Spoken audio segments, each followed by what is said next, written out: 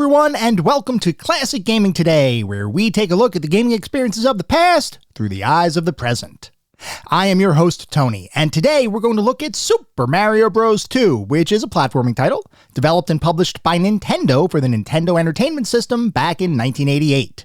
We're going to talk all about that game in just a couple minutes, but first, as is usual, just a little bit of housekeeping up front. As always, I'm excited to be here. I hope all of you are as well. If you'd like to reach out, let me know how I'm doing, provide feedback, comments, suggestions, or just talk about classic games and technology in general. I would love to hear from you, and there are a few ways you can reach out. I have an X account with the handle @ClassicGamingT. I have an email address, which is classicgamingtoday@gmail.com, and we have our Discord server. The link is in the show notes. Discord is the best way to get in touch with me and the rest of the community around this podcast. We have a ton of fun out on Discord. We do weekly and monthly gaming challenges, prizes, rewards, discussions. It is all out there. I highly encourage you all to check it out. I also highly encourage you to check out our Patreon. It is patreon.com/classicgamingtoday. If you want even more Classic Gaming Today goodness, including a Patreon-exclusive bi-weekly podcast expansion pack, patreon.com/classicgamingtoday is where it's at. I'd also like to give a shout out to our Pantheon patrons. They are ISO, Rich Senewald, David Morton, Sam Twardowski, Sean Oliver, and Maximus Marshall, Steve Novoselic, Wendell Jr., Chris Snowden, The Bay 101, Toucan Sam, Christopher Fose, Grayor, Snatch Bandicoot, NYC Lewis W., Martin Steiner, James Nunn, Vince Gameplays, Hammond Egger, Mike Mitchell, and Marek. Thanks to our patrons for supporting the show, and thank you all for supporting the show. Whether you contribute monetarily or simply listen on a regular basis, I truly do appreciate all of the support. Before we start diving deep into Super Mario Bros. 2, I figured it'd be a good idea to let everybody know why I chose this game for this episode. And the simple fact is, it's because I have had unfinished business with Super Mario Bros. 2 for almost 40 years. This is the situation. When I was younger, I had gotten the NES probably around, was it 87, 88? My memory is always blurred a little bit with this, so my story might change a little bit depending on the day that I'm telling it. But I got my NES, and the very first game that I got for my NES, because I got the special Action Pack NES edition, was the 3-pack of Super Mario Bros., Duck Hunt, and World Class Track Meet, the game you play with the power pad, which I thought was the coolest thing, and I would love to try again, but I'm going to assume is probably fairly rudimentary compared to today's technology. But regardless, Super Mario Bros., the original Super Mario Bros., I absolutely loved. It was the very first game that I played on my NES, and from the moment that I powered on the console and I started controlling Mario across the Mushroom Kingdom, I was hooked. So you better believe when Super Mario Bros. 2 was available, when I finally realized that that was a game, it was a sequel to this first game, you knew I was going to pick it up because I was so enamored with the first game. I had played that one incessantly since I got it, and now I had a chance to play Super Mario Bros. 2. So we got the game, I put it in my system, I powered it on, and I was ready to enjoy more adventures. For Mario across the Mushroom Kingdom, I was stoked. I started up the game, and this wasn't Mario. At least it wasn't Mario to me. I don't know what this was, because sure, Mario was a character. You had other characters like Luigi, Princess Peach, Toadstool. You had these characters, but you're walking around this world, and it's not the Mushroom Kingdom. This is something very different. The gameplay is different. The physics, the controls felt different. I wanted more of the same from the original Super Mario Bros. When I fired up Super Mario Bros. 2, I did not get that, and I was a little confused. Now, it's not that I didn't like the game. It actually seemed to be pretty darn cool. I liked the music. The visuals were much more eye-popping than the Super Mario original game on the NES. But at the same time, Super Mario 2 did not feel like Super Mario Bros. And I tried to play this game. The very first night we got it, I tried to play this game, and I hit a brick wall. I was playing the very first stage of the game, and I got to the end where you have to fight Birdo, and I couldn't figure out how to beat him. Because in the original Super Mario Bros., all you had to do was jump on a bad guy's head and you could beat them. But in Super Mario Bros. 2, that didn't work. You could jump on the heads of enemies and you could actually ride them around. You could jump on Birdo's head if you wanted to. It wasn't going to do anything. It wasn't going to damage him. I had no idea how the heck to defeat Birdo, and he kept firing these eggs at me, and I didn't know what the heck to do with those. I was totally flummoxed. So I went to bed. I didn't understand what to do. I had been playing with my aunt at the time, and I've mentioned before that my aunt basically raised me from a very early age, and she and I would often play games together, and we were playing the game, and I had no idea what to do. So I said, all right, I have to go to bed, I guess. So I went to bed, and I hadn't beaten Birdo, but I figured I'd probably figure out Birdo hopefully tomorrow. So I woke up, and I actually found a note written from my aunt overnight who said, hey, I figured out how to beat Birdo. You have to jump on the egg, pick up the egg, and throw it at him a few times, and then you could beat him. And I thought, oh, thank you.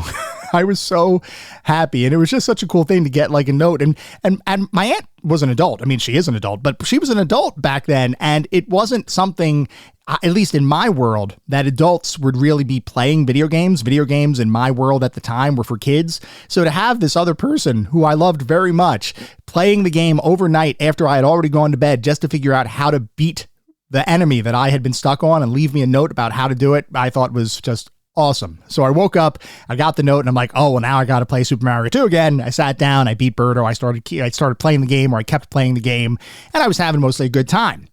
I played Super Mario Bros. 2 a lot when I first got it, but I never beat the game. It was just a little bit too challenging. The fact that you had limited continues was a little bit limiting, and I just never beat the game back then. But then a couple years later, I decided it was finally time to beat Super Mario Bros. 2. It had languished for around 2, maybe 3 years or so at this point. And for whatever reason, I was a little bit older. I thought, hey, I'm going to sit down. I'm actually going to beat the game this time. So I sat down and I grabbed my Game Genie in order to beat the game. Does everybody remember the Game Genie? Because if not, I'm going to give you a little bit of a refresher about what it actually is, or at least how it worked for me. So the Game Genie was this special device, and it was like a gold mini cartridge almost, where you would plug your game cartridge into it, and then you'd plug the Game Genie plus that cartridge into your NES, or in later iterations, you would plug it into whatever system you had. Game Shark is another type of this device. And basically what it is, it's a cheat device. I mean, no bones about it. It is effectively allowing you to cheat at games. You would put the Game Genie in, there'd be actual codes that you could put into the system. And basically the way it worked was you were effectively editing certain values behind the scenes. And the Game Genie, what it did was it interpreted the code behind the scenes, and it interpreted the different variables that were stored behind the scenes. And there was a book that came with the Game Genie that had all of these different memory locations, and you could change the values of those memory locations. So as an example, you could give yourself infinite lives. You could make it so that you were invincible. There were different settings you could put in there that would otherwise not be available in a game, because the Game Genie itself was altering the memory locations, the actual contents of those memory locations as you played a game. And I thought this was the coolest thing. By the way, I loved my Game Genie. So I put Mario 2 in the Game Genie, and I think I programmed in, it was either infinite lives or infinite continues or something. I sat down, I spent a few hours, and I beat the game. I had finally beaten Super Mario Bros. 2. Or did I? Well, back then I said, yes, I did. Today, I recognize that I was a filthy cheater. I cheated to win. It was wrong. I recognize it was wrong, but at the time, I just didn't care. And then, after I beat the game finally, using my Game Genie, I moved on to other endeavors. But I will admit that Super Mario Bros. 2 was always hanging over my head as an unconquered part of my backlog. Even back then, even though I was content that I had beaten the game, I knew that beating the game using the Game Genie was not truly beating the game. It wasn't beating the game using my own skills. Then, just a couple years ago, so fast forward around, 30 years or so. So a little bit of a fast forward, but fast forward 30 years. I decided that I was finally going to beat Super Mario Bros. 2. I decided I was done with leaving this cheat over my head. The fact that I won the game, or I beat the game, but I cheated to do so, I was ready to erase that from my history. But at the same time, I also wanted a little bit of an enhanced experience. I didn't want to just go back and play the original Super Mario Bros. 2. I wanted to feel a little bit different. So I decided to fire up Super Mario Bros. 2 by way of Super Mario Advance on the Game Boy Advance console. Now that one, I did end up beating fair and square. But as I played the game, something just didn't feel right. There were a couple of modern amenities included with the experience, like unlimited continues and the ability to save after each level, and I very much appreciated those modern amenities. But it also made it so that by the time I finished the game, I still didn't feel like I had really and truly beaten Super Mario 2. I beat the game without cheats, but I never beat the original version of the game. So I went off, I did other things, I put that aside once again for a couple of years. And then finally, I decided to sit down and conquer the original game. A nearly 40-year blight on my personal gaming career would finally be lifted, and I was excited. But I was also curious.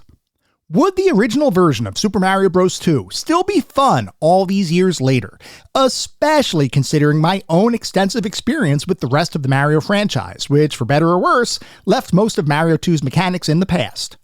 Or is Super Mario Bros. 2 still worthy of my time and attention today? That is just one of the questions we're going to attempt to answer as we begin our discussion on Super Mario Bros. 2.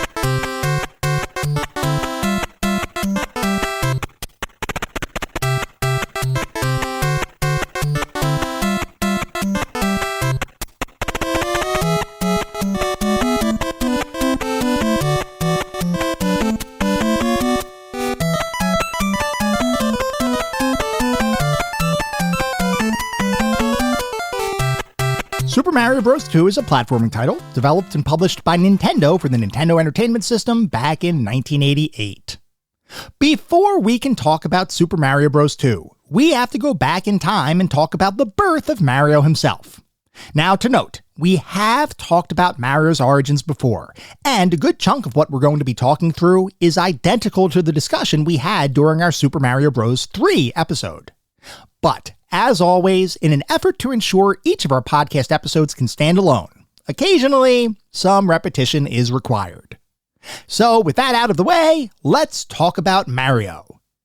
In order to understand the origins of Mario, we have to go back even further and talk about one of the most influential game designers in history, Shigeru Miyamoto. Miyamoto got his start at Nintendo in the 1970s, originally as a creative artist who would help with graphics design for some of Nintendo's early arcade efforts. All of Miyamoto's work was well received, but at this point in his career, he wasn't really working on anything that would be considered revolutionary.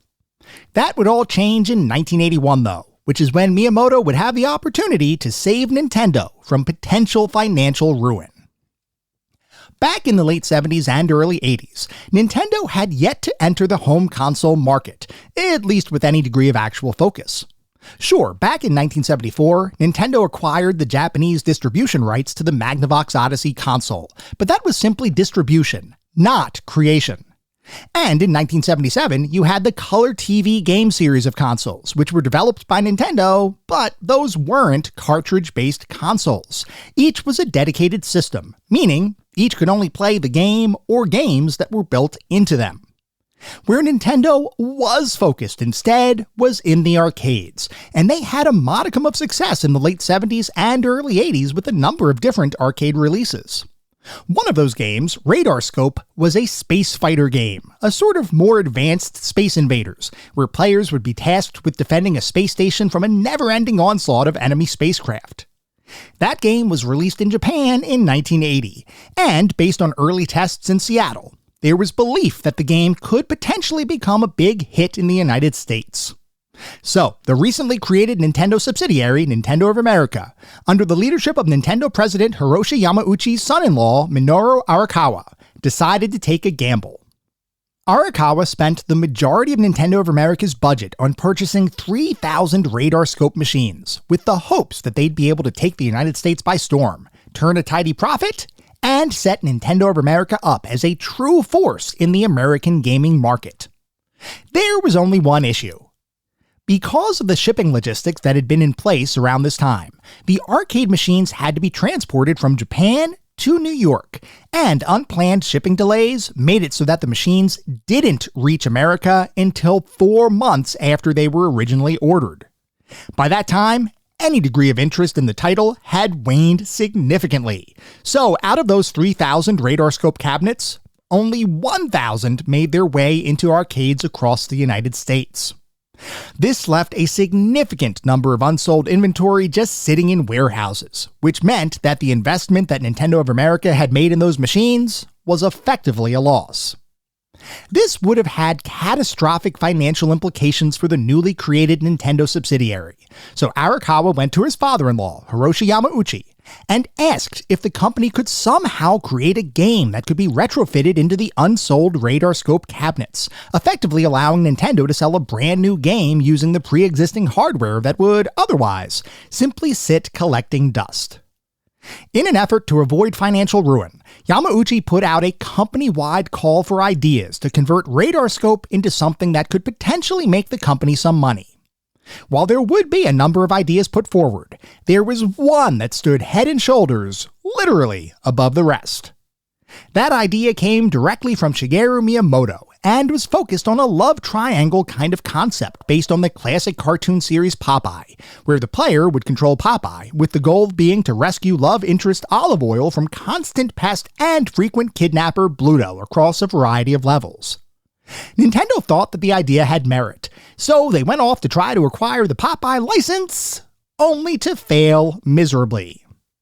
Undeterred, Miyamoto took his concept and made it more general, instead opting for an unnamed princess to be kidnapped by a gigantic ape, with the player character evolving from Popeye into a generic carpenter-like character with overalls, a hat, and a mustache. That character, known as Jumpman, would traverse several stages full of sloped floors, falling barrels, and other obstacles en route to hopefully rescuing the princess from certain doom. With that concept in place, Miyamoto was given the approval to proceed with designing his new game. But there was only one issue. Miyamoto didn't know how the heck to make a game himself. Sure, he had some interesting ideas, but he didn't have the technical skill set to sit down and program and create a brand new gaming experience. So he would be teamed up with Nintendo veteran and head engineer Gunpei Yokoi to help bring the project to life. Yokoi had already had a long and storied career at Nintendo, beginning as a factory worker, pivoting to toy creator, and evolving over time into one of Nintendo's most innovative inventors across a variety of different domains, including video games. Yokoi was also an informal mentor for Miyamoto, so the fact that Yokoi was asked to oversee Miyamoto's first real game design project was pretty much a perfect match. Over a period of several months, Miyamoto and Yokoi would bounce ideas off of each other while working with a team of dedicated developers to determine what could potentially be coded into a game, and what was simply too advanced to develop. Ideas like sloped floors and ladders for level traversal stayed in the game, while other ideas like using seesaws to catapult yourself through a stage were simply too complex to create, and were therefore scrapped. Eventually, Miyamoto's new game, which would be shipped to the United States as a conversion kit for the unsold radar scope cabinets, would be complete, and the initial response by the Nintendo of America sales department was less than kind, with one sales manager claiming the game would never sell as it deviated too much from the traditional kinds of games that arcade goers spent most of their time playing. As other Nintendo employees continued playing the game, though, they began to believe that there was something more here than originally assumed, and while testing the game, they began to come up with new American-sounding names for the characters inhabiting the game world. The damsel in distress would be named Pauline, after the wife of one of Nintendo of America's warehouse managers, while the giant ape at the center of the conflict would be christened as Donkey Kong, who also ended up lending his name to the title of the game. And that jumpy mustachioed carpenter that could leap over barrels, pick up and swing hammers, and climb ladders would end up being rechristened as well, this time based on the name of the landlord of one of Nintendo's warehouses.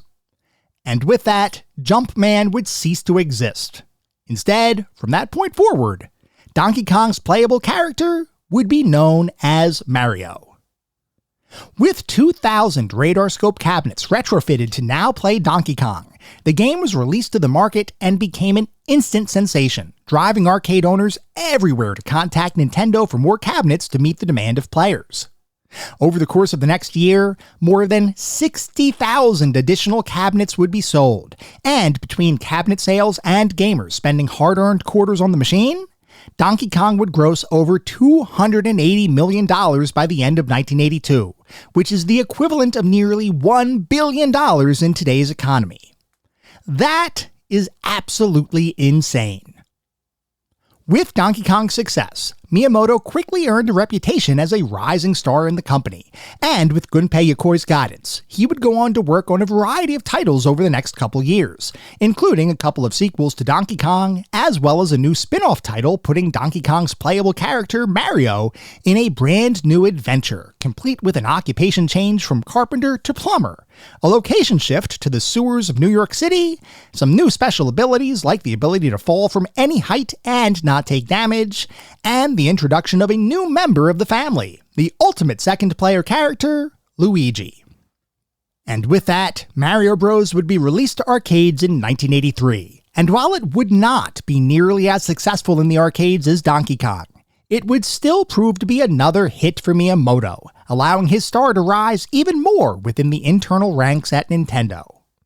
There was just one issue though. Mario as a character had a lot of potential, and while he had starred in 2 successful games thus far, he still wasn't a household name.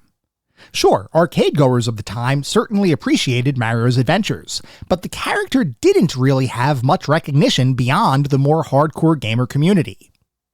But there was a new opportunity that was about to present itself. Right around the time that Nintendo released Mario Bros. To arcades, they were also re-entering the home video game market with the introduction of the Nintendo Family Computer, or Famicom, console in Japan. This new console was built on an 8-bit architecture and was intended, at least in part, to bring some stability to an ailing video game market that had just been shaken by a significant crash in consumer confidence and spending on home video games, at least in North America.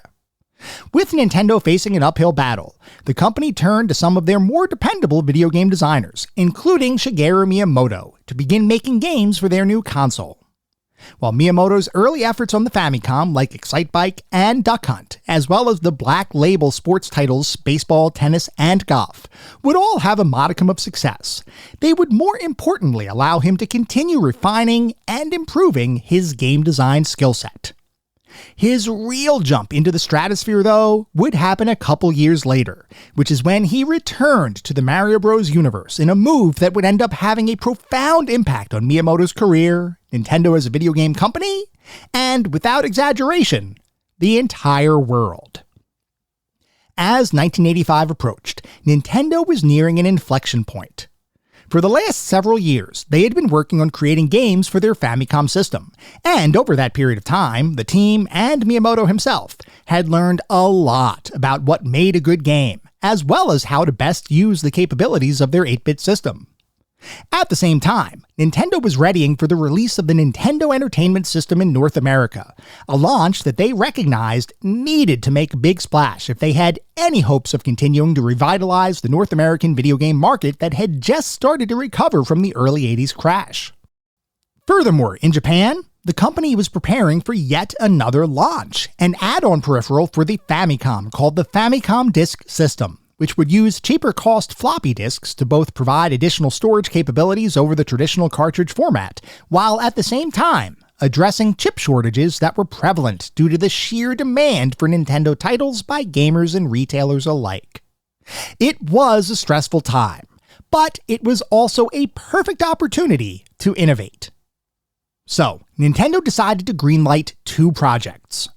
One would represent the pinnacle of current game design, taking all of the lessons learned over the last several years and distilling all of the best parts of prior games into a single title that would effectively serve as the perfect representation of what the cartridge-based format would be capable of, and would hopefully act as a system seller for the forthcoming North American NES launch. The other project would represent the future of game design, utilizing the capabilities of the soon-to-be-released Famicom Disk System to create an expansive world beyond what current cartridges would be capable of, and would, for the first time, allow players the ability to save their progress without the use of a complex password system. That Famicom Disk System game, the one that would create a world representing the future of video games, would eventually become The Legend of Zelda.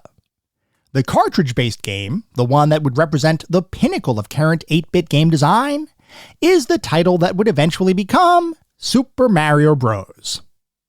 Bringing both games to life would fall to the same team, with Shigeru Miyamoto directing and fellow teammates Takashi Tezuka designing levels, characters, and general game frameworks, and Koji Kondo composing songs and developing sound effects, along with others providing support for the underlying programming and art creation. Interestingly, the development for Super Mario Bros. And The Legend of Zelda would effectively represent two sides of the same coin, with each title being designed in such a way that ideas that didn't make sense in one game would almost certainly work in the other. In fact, during the development of the two games, the team would often bin their ideas into two categories, literally labeled Mario ideas and Zelda ideas, with Miyamoto acting as the final judge as to which game each idea would be applied to. Perhaps the most notable example of this kind of decision-making was related to the overall structure of each game. It should be said that Miyamoto, as you might expect, had a grand vision for each title. His goal with Super Mario Bros. Was to create a very linear experience, where every action that a player took was effectively sequential, and the game would even begin introducing the player to various core mechanics in an almost friendly, hand-holding kind of way. This kind of user-friendly design was almost unheard of in this era of gaming. The concept of embedding tutorials of sorts into games really only came about in the 90s. Before then, the assumption was that gamers would either need to put in the time or read the manual in order to understand how to play a game. But Super Mario Bros. Did in fact provide a tutorial, of sorts, in the form of the first level, and this was entirely by design. Miyamoto wanted any player who touched the game to understand how to play the game and what the mechanics for the title would be simply by completing the first level. The thought was that if you could complete level 1, you would have the foundational knowledge needed to tackle the remaining 31 levels of the game. Now, it's not like the team created tooltips that popped up on the screen that said press A to jump or anything like that, but that first level of the game was designed to gently introduce players to the game, and for the most part, it succeeded. The Legend of Zelda, by contrast, was designed to be a much more open-ended, free-form experience, and if you want to learn more about the development of that title, I'd encourage you to check out our episode on The Legend of Zelda from several years ago. Anyway, Super Mario Bros. Would go on to be an absolutely astronomical blockbuster release, and would become the first real killer app for Nintendo's 8-bit console family. Over the course of its lifetime, Super Mario Bros. Would sell over 40 million copies, including console pack-in sales, which was good enough to hold the top video game sales record for over 20 years. To put it simply, Super Mario Bros. Was a big deal, and the trinity of Miyamoto, Tezuka, and Kondo quickly garnered significant respect across Nintendo and the video game industry at large. With such success, you might assume that the team would get right to work on a sequel, and here you would be right. While Miyamoto himself began to ascend to a position of more oversight as opposed to direct daily contribution to the games under his watch, Takashi Tezuka was given the opportunity to direct his first title, which is exactly what he did when he created Super Mario Bros. 2 for the Nintendo Famicom system in June of 1986. Colloquially across many geographic areas, the Japanese version of Super Mario Bros. 2 is known simply as the Lost Levels, and this colloquialism has stuck over the years, primarily because the game wasn't released outside of Japan until years after its initial creation. The thought behind Super Mario 2 was that if a player had already beaten the first game, they likely had a fair degree of platforming skill. So, Super Mario 2 was designed to ramp up the difficulty for those players who had previously beaten the first Super Mario title, effectively beginning from stage 1 at the same level of difficulty that the first game ended with, and providing an experience that was more of an evolution of the newly developed Mario platforming formula, as opposed to a revolution. The issue was, when that version of Mario 2 was presented to Nintendo of America, the subsidiary's leadership felt that the game was too similar to the original title, and was also likely too challenging for North American gamers, who had only recently become exposed to Mario in the first place. For Japanese players, though, who Nintendo believed were more skilled than their international counterparts, this was a perfect fit. A game that would challenge the player base with what can effectively be described as more of the same, albeit with many situations and enemies tweaked to be more brutally difficult than its predecessor. So, for the Japanese market, Super Mario 2 can almost be thought of as an expansion pack of sorts for the original title, and players in Japan ate it up. For the rest of the world, though, the Japanese version of Super Mario Bros. 2 wasn't even on their radar. Instead, the Super Mario Bros. 2 that everyone else got was a reskin of a previously developed game for the Nintendo Famicom Disk System, known as Yume Kojo Doki Doki Panic. Now, at this point in our story, I have to issue a bit of an apology to longtime listeners of the podcast, because in prior episodes discussing the history of Super Mario Bros., I have always claimed that the North American version of Super Mario Bros. 2, meaning the one where you could select between Mario, Luigi, Toad, and Princess Peach, was a simple reskin of Doki Doki Panic, and that particular title was never intended to be a Mario game in the first place, which is why things felt so weird when compared to the first title in the series. And while it is true that Super Mario 2 is a reskin of Doki Doki Panic, the fact is, Doki Doki Panic itself actually got its start as a Mario title, and this is something I will freely admit I was not aware of before beginning to research this podcast episode. I always find it fascinating when I learn a new piece of trivia, but I've got to say, this one shocked me because it altered a reality that I had quote-unquote known for well over 30 years. Anyway, the game that would eventually become Super Mario 2 actually got its start as a very early prototype for Super Mario Bros. 3, which Nintendo began working on shortly after The Legend of Zelda had released back in 1986. Under the direction of Shigeru Miyamoto, new Nintendo hire Kensuke Tanabe was instructed to create the prototype for a brand new Mario adventure, and one that would deviate dramatically from the two Mario games that Nintendo had already created, those being the original title and the Japanese exclusive Super Mario 2, which would be known as the Lost Levels internationally years later.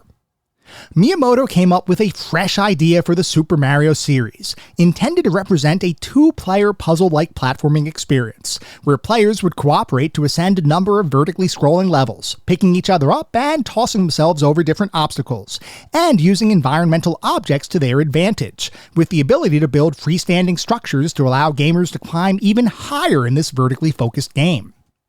Early work on the title was interesting, but felt like too much of a deviation to the Mario formula, so Miyamoto decided to add horizontally scrolling gameplay as well, making this new take on a Mario title a bit closer to the original two games, but still with a bunch of new interactive and gameplay mechanics that really stood apart from both Super Mario 1 and 2.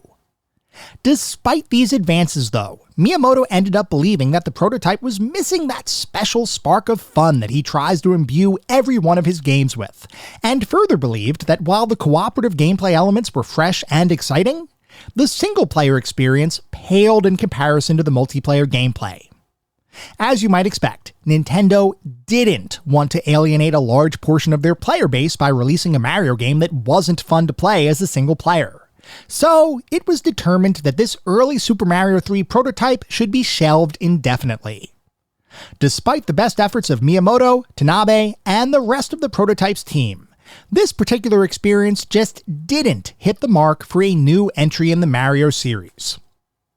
While the prototype for Super Mario 3 would end up not being used for a new Mario title, it would in fact be repurposed for an entirely different experience, one that saw Nintendo partner with a Japanese television studio to bring a brand new game to life, the title called Doki Doki Panic in July of 1987. Doki Doki Panic represented a partnership between Nintendo and Fuji Television, where the characters and world built into the game would be a tie-in licensing kind of deal, culminating in Fuji Television's Yome Kojo 87 event, which translates directly as Dream Factory 87. The game born out of this event would consist of a series of characters that the player could select between, each of which had specific skills and abilities to help traverse the game's various levels, which would include both vertically and horizontally scrolling stages, due to Miyamoto's direction from back when this was an early Mario 3 prototype. And interestingly, even though Doki Doki Panic was being designed as its own game separate and apart from the Mario series, Miyamoto himself became heavily engaged in the creation of the title, and over time, he would begin to integrate various elements of the Mario formula into the game, including making gameplay tweaks, course design recommendations, and various other revisions that surprisingly made it so that Doki Doki Panic began to feel just a little bit like a spin-off Mario adventure. An interesting twist given the evolution of the design behind the game. Anyway, work on the game would continue for several more months, until eventually, Doki Doki Panic hit the Japanese video game market in July of 1987.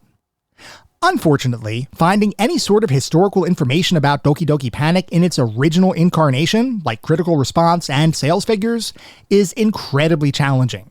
So much so that I wasn't able to find a single reliable account of its original performance from back in 1987. I did see one post suggesting that 250,000 copies of the game were sold, but it was uncorroborated, and therefore I can't say with certainty whether those figures are true or not. Regardless, Doki Doki Panic in its original form would become, over time, a footnote in gaming history.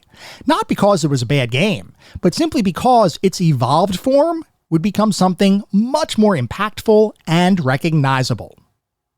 Despite Doki Doki Panic's uncertain performance in the time frame around its original release, when the time came to release a Super Mario sequel outside of Japan different than the ultra-challenging Japanese version of Super Mario Bros. 2, the fact that Doki Doki Panic had already adopted some of the Super Mario formula, while also being supervised by Shigeru Miyamoto, made it a natural choice as a potential entry in the Super Mario series.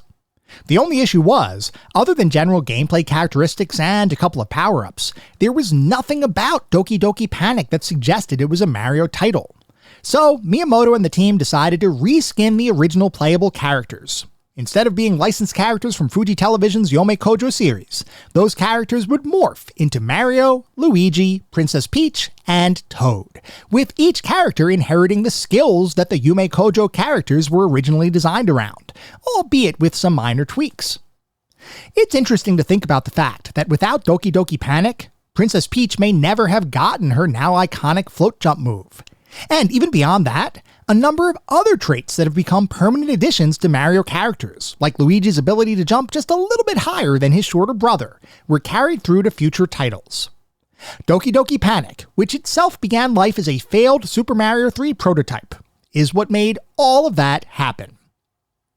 Anyway, Doki Doki Panic would be reskinned, tweaked, and rebranded as Super Mario 2 everywhere outside of Japan, and would become a huge success for the NES, selling almost 7.5 million copies and eventually becoming the fourth highest selling game on the console. But that stat, by the way, needs a little bit of context. In reality, Super Mario 2 was the second highest selling standalone title released for the NES ever, beaten only by its immediate successor, Super Mario Bros. 3. In other words, the only games other than Super Mario Bros. 3 to beat its sales figure were at some point in time pack-in titles with the NES itself, which served to inflate their overall sales numbers. That, no matter how you slice it, makes Super Mario 2 an unmitigated success. And with that success came true worldwide dominance. to say that Mario had evolved into a true pop culture icon at this point would be a bit of an understatement, as Nintendo's leadership in the home console market, as well as their recognizable mustachioed mascot, made it so that even if someone didn't play games, they probably knew who Mario was.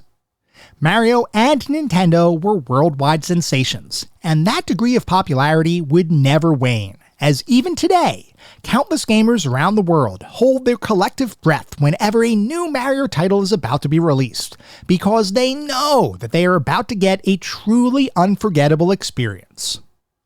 My question, as I began playing Super Mario Bros. 2 in earnest for this podcast episode, is whether this very different take on the Super Mario formula could possibly stand toe-to-toe with the true classics in the Mario franchise, or if it would end up being an experience that, while interesting, should have remained a Japanese curiosity rather than a worldwide release. That is just one of the questions we're going to attempt to answer as we dive even deeper into Super Mario Bros. 2.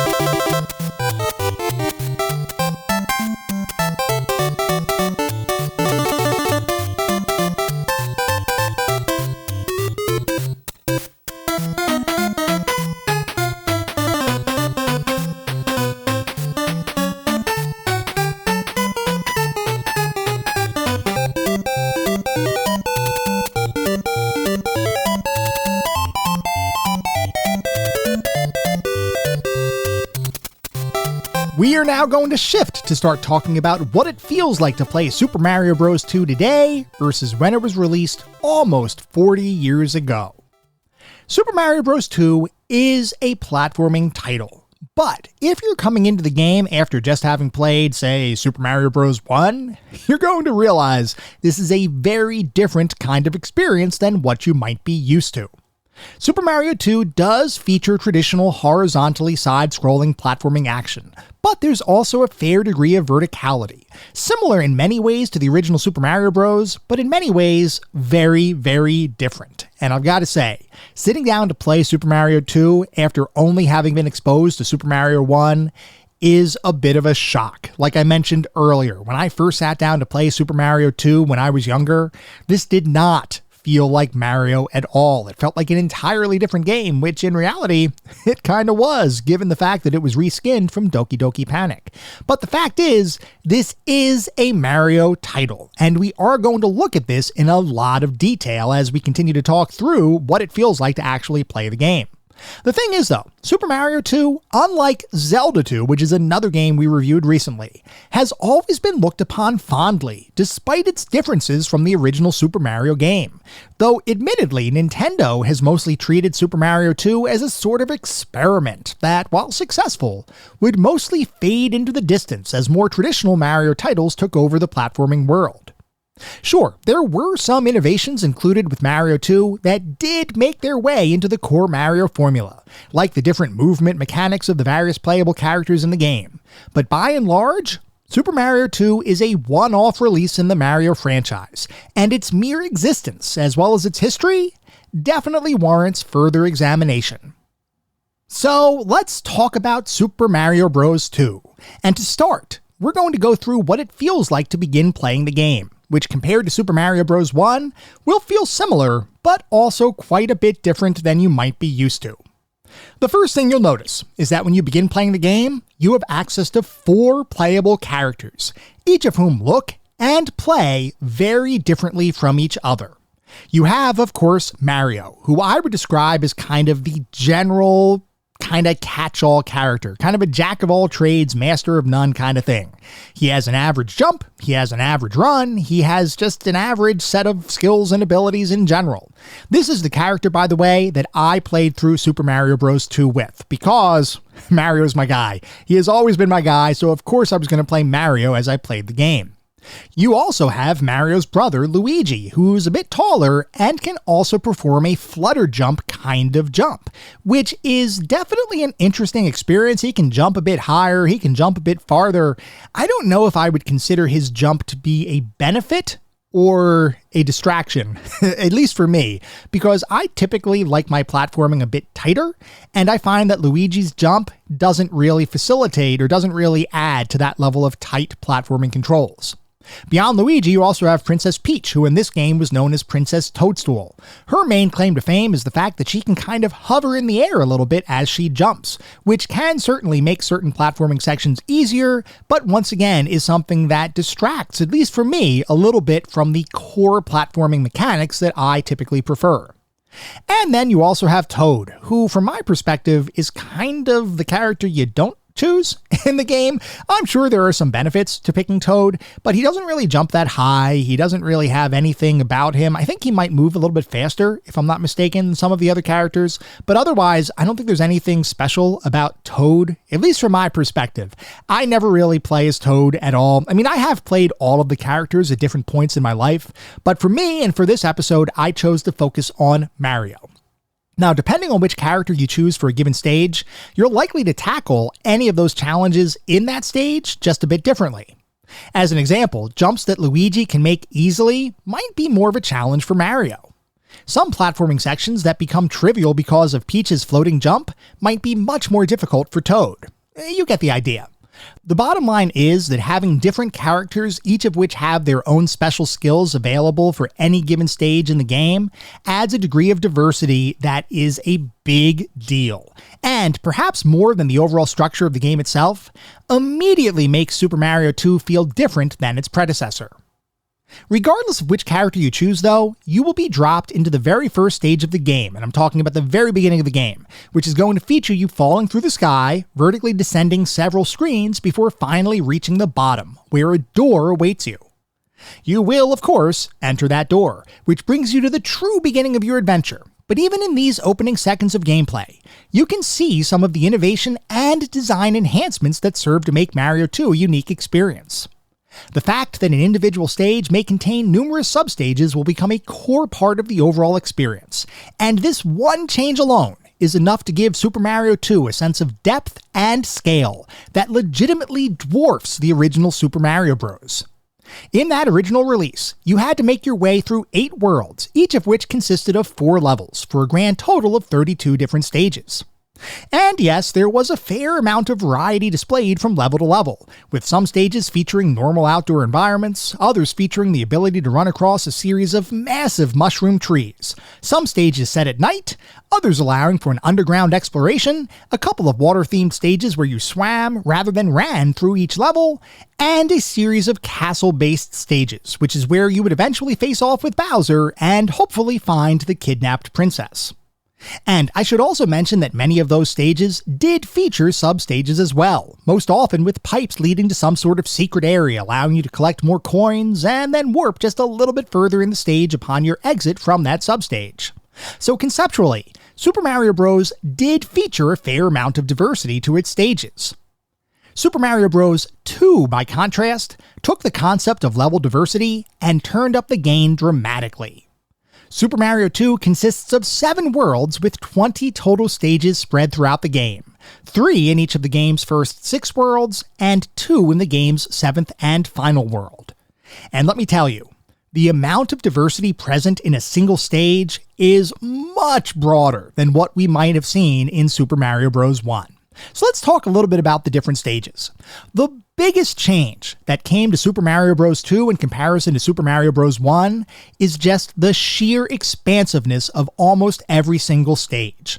You do have a main section of a stage to explore, but in any given stage, you might find a number of different substages that are more than just a secret room with some coins to collect. No, in Super Mario 2, there are some levels that are split up by multiple substages. You could almost think of each level as being a world of sorts. You might start in an overworld kind of setting.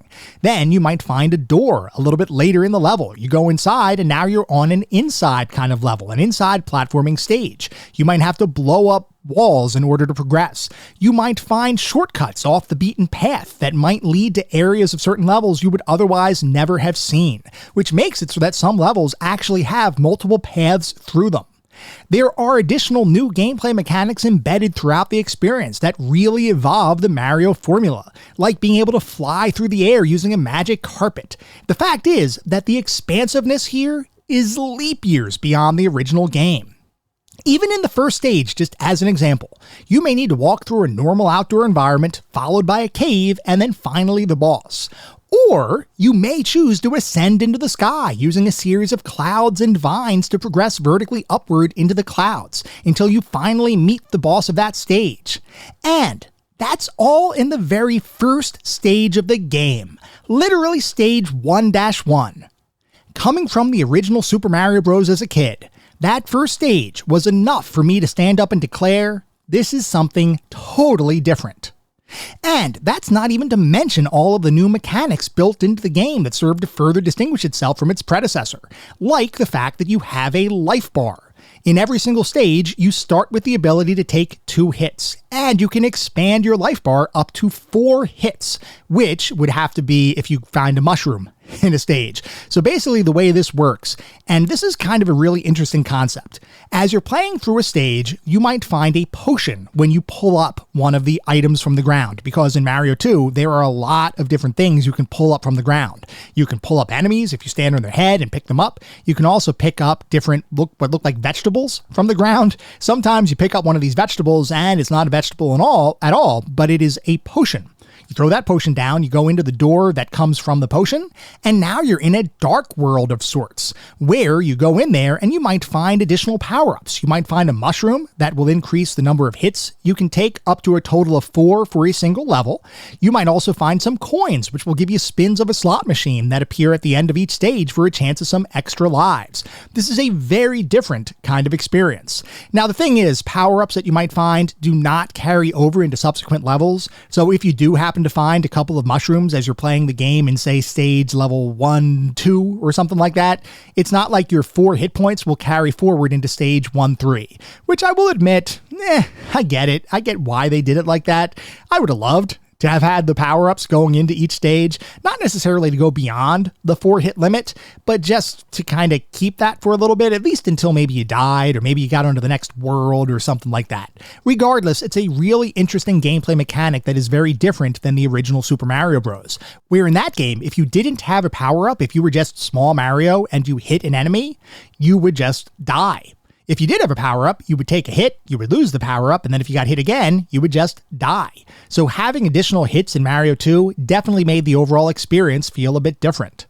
Also different was enemy combat, because in the original game, you would jump on enemies' heads in order to defeat them. Well, that's not going to do anything here other than allow you to ride on top of some enemies. There are other enemies that might be spiky that you do not want to jump on top of, by the way.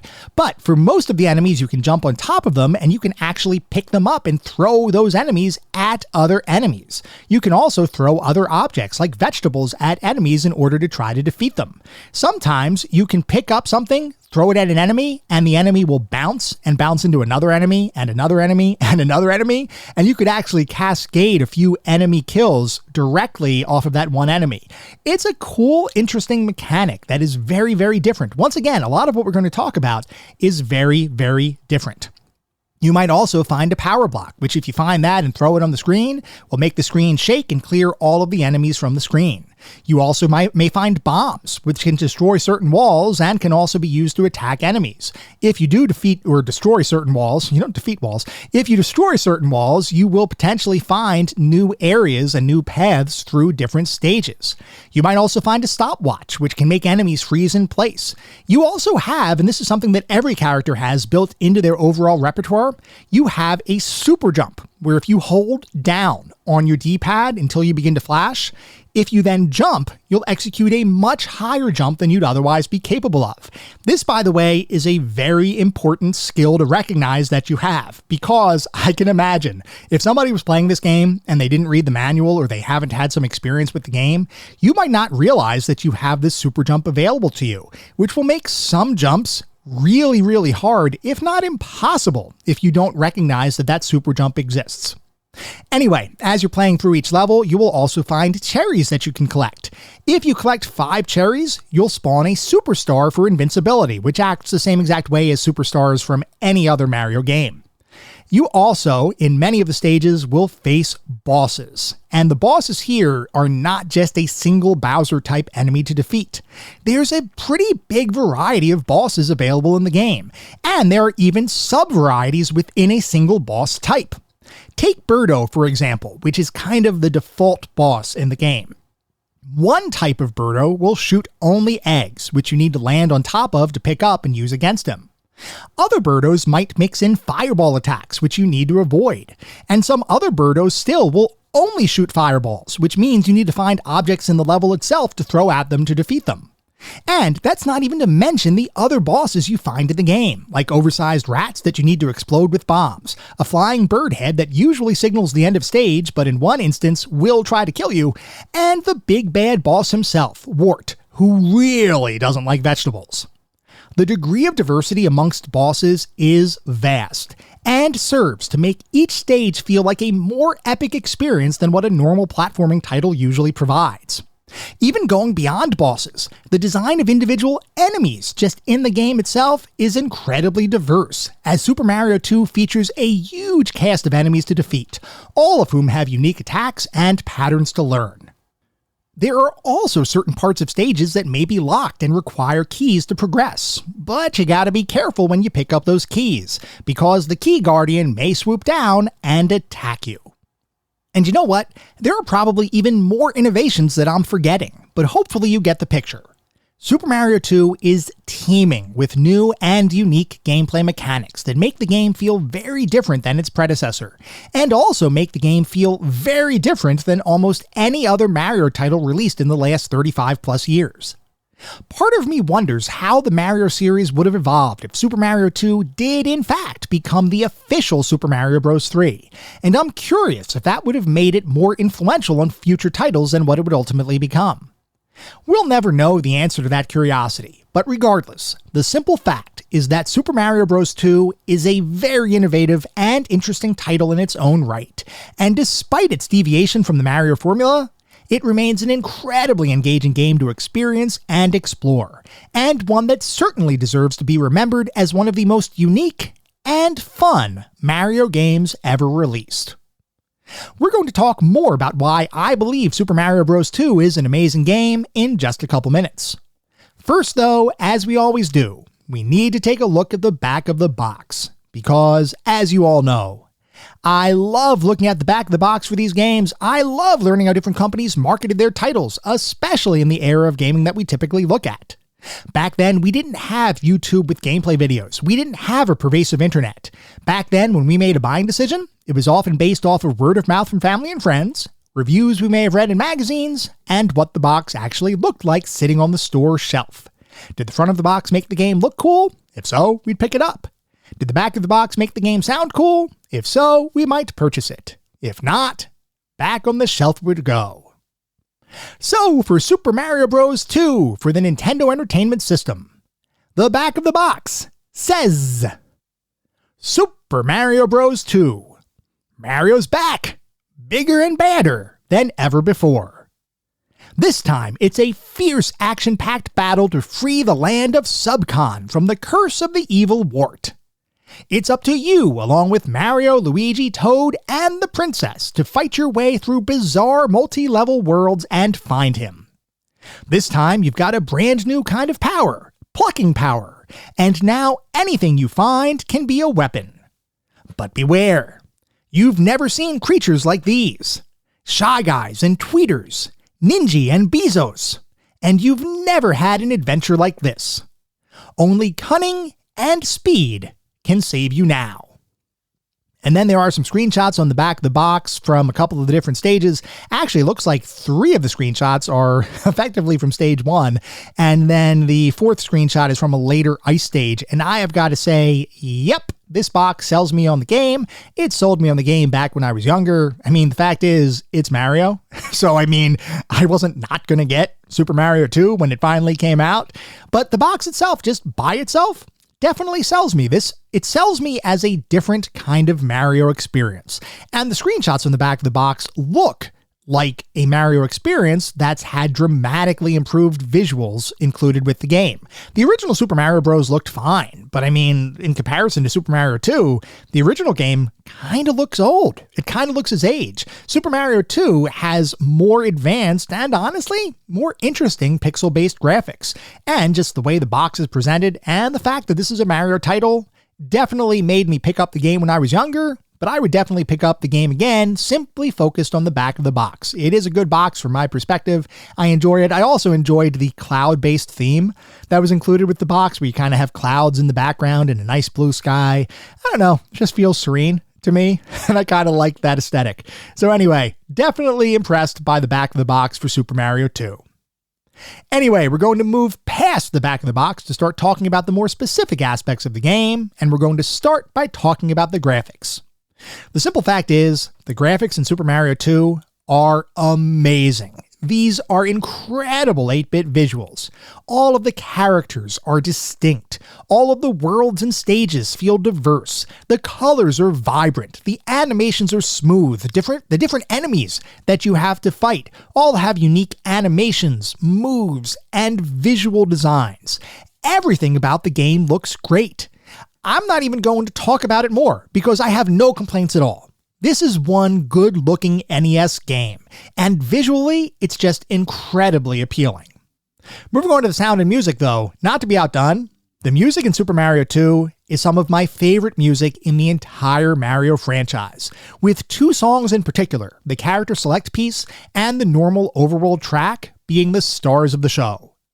Both of those songs feature jazzy chiptune melodies that are simply amazing, and also have served as inspiration for countless remixes out on YouTube, many of which demonstrate just how amazing the musical compositions in Super Mario 2 are, even beyond the chiptune renditions of the songs.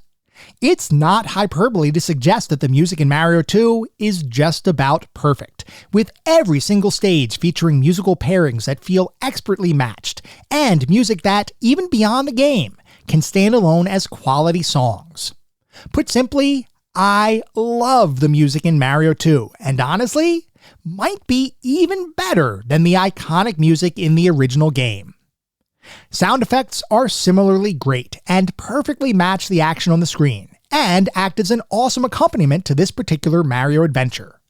The bottom line is that the auditory environment in Super Mario 2 is as good as it gets.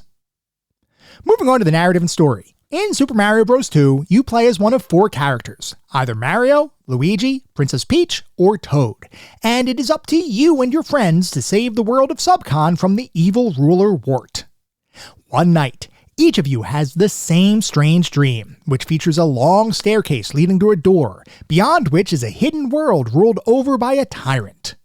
That shared dream couldn't possibly be a coincidence. And considering that all of you discover a similar staircase in a hidden cave while going out for a picnic, it certainly seems like there's more here than meets the eye. It's up to you to enter the world of Subcon and save its inhabitants from the evil creatures inhabiting the land. Can you do it? There's only one way to find out. This story feels like the kind of thing a game designer in the 80s would come up with while being slightly drunk, and you know what? I am totally here for it. Now granted, the story never really comes out during gameplay, other than with the game's ending, but as with many platforming titles, I still hold firm to my belief that gameplay trumps story in these experiences, and as such, I have no complaints with what little story we received with the game. It's just enough to give you a reason to explore the game, and provides just enough context to let you know why you're walking around a brand new world that very much does not feel like the Mushroom Kingdom. It's simple, but it works, and you can't ask for much more than that. Moving on to the gameplay and controls, we already talked about the majority of the game's framework and underlying mechanics, so I'm not going to rehash all of that here. What I do want to mention, though, is that the controls all feel super tight and precise, and while I'd argue that they're not quite as smooth as the original Super Mario Bros., I still felt like the controls in Super Mario 2 were the same level of quality as what you'd typically experience in any Mario adventure. Nintendo knows how to make platformers feel really good to play, and Super Mario 2 is no exception. Beyond the controls, though, I do want to foot stomp another aspect of the game that we talked about earlier, but bears additional focus, and that is the level of exploration that each stage allows you to experience. I am not exaggerating when I say that these levels feel vast, and because of how the game is designed, with no time limit or any other pressure to really push you forward to the end of a given level, the act of exploration becomes a much bigger part of this experience than it had been in other classic Mario titles. I took my time to explore each level, discovering little hidden secrets along the way, and really immersing myself in the overall experience. And from my perspective, this is the way to experience Super Mario 2. Treat it as a sort of exploration-heavy action platforming experience, and really take in the sights. If you do, I can guarantee you'll find a newfound appreciation for the game, as well as all of the innovative features Nintendo baked into the title. This was the first time that I played Super Mario 2 in this way, and I have to say, I was pleasantly surprised by the experience. So what is our verdict on Super Mario Bros. 2? Well, I've got to say, returning to Super Mario Bros. 2 to finally beat it properly represents the culmination of a journey I originally started back when I was just 7 years old. And over the years, I've experienced countless games, both in the Mario series as well as beyond. Up to this point, I've always considered Super Mario 2 to be a good game, but I had also considered it to be a very strange Mario game, simply because of how different it felt to play than the original. After experiencing it in full for this episode of the podcast, I can safely say that my original feelings were proven to be true. Super Mario 2 is a good game, and it is also a very different Mario game. But the fact is, it's actually something much more. If you don't let yourself become immersed in the title, you'll likely walk away thinking that this was a simple reskin of a different game without much in the way of Mario uniqueness at play. What I'm here to tell you, though, is that that's an entirely incorrect way of thinking about the game, and I should know. I, too, thought the same thing before sitting down to play the game for this episode of the podcast. I thought that this was a simple reskin of a different experience, which was Mario in name only, and didn't deserve to stand among the all-time great releases in the Mario franchise. It turns out, I was wrong. Super Mario 2 is an amazing game, and is one filled to the brim with innovation. It felt like a totally different experience back when the game first came out, mainly because it was. But I would argue that the innovation on display, which once again began life as an early Super Mario 3 prototype, was in fact indicative of a true Mario experience. Nintendo has always innovated when it comes to the Mario franchise, and they've never been afraid to try something new with their favorite mustachioed plumber. While Mario 2 at the time of its release felt less like a Mario game and more like a standalone kind of title, if you look at it within the context of the Mario series as a whole, you may see things from a slightly different perspective, which is that Mario 2 was the earliest demonstration of Nintendo's relentless pursuit of innovation across the entire Mario franchise, which legitimately continues to this very day, and was most recently demonstrated with the release of Super Mario Wonder several years ago. Super Mario Wonder, like Super Mario 2 before it, introduced brand new gameplay mechanics to the traditional Mario formula, and in the process became something special. Super Mario 2, decades before Super Mario Wonder, was similarly something special. I greatly enjoyed my time playing Super Mario 2, so much so that I can firmly attest that Super Mario 2 is absolutely deserving of its spot in our pantheon of classic gaming. If you have been put off from trying the title because you believed it wasn't a true Mario experience, think again. This is Mario goodness through and through, and in my eyes, is one of the better Mario games ever released. I know, I'm a bit surprised myself, but what isn't surprising, given its overall level of quality, is that Super Mario Bros. 2 has just become the newest inductee into our pantheon of classic gaming.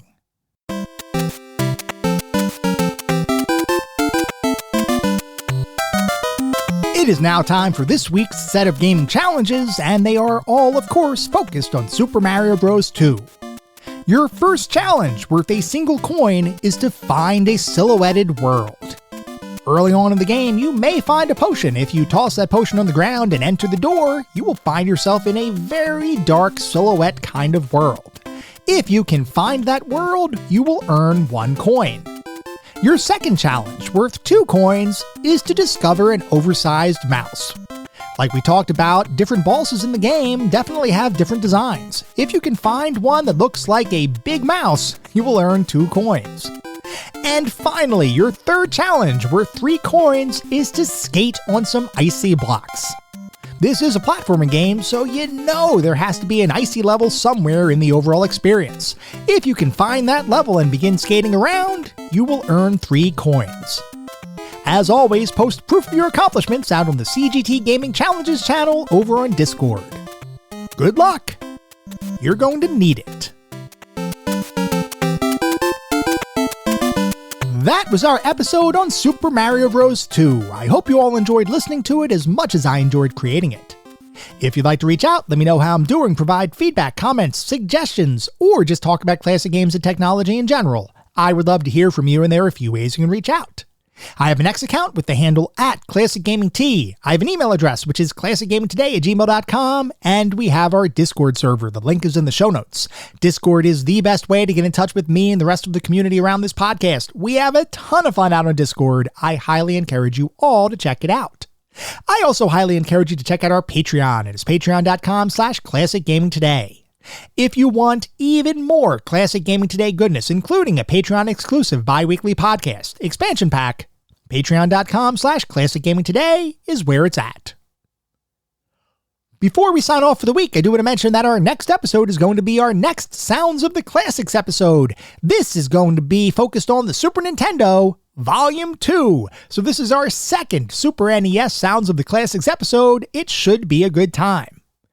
At the same time, I recognize you're likely listening to this podcast on any number of podcast services, and if you would feel so inclined, it would be great if you could leave me a review. This is not about trying to bolster star counts. This is not about trying to harvest a ton of 5-star ratings, so if that happens, awesome, it means we're doing something right. No, what it's really all about is trying to deliver the best possible podcast I can. The only way to do that is to get feedback from all of you, the listener community, to make sure I'm hitting the mark and delivering the content you all want to listen to. We get new listeners every single day, which is simply amazing. I want to continue to grow this community and continue to make the best possible podcast I can. We'll be back in around a week with our next episode focused on Sounds of the Classics, Super Nintendo, Volume 2. Until then, remember, sometimes the games of the past are just as good, if not better, than the games of today. Goodbye, everyone.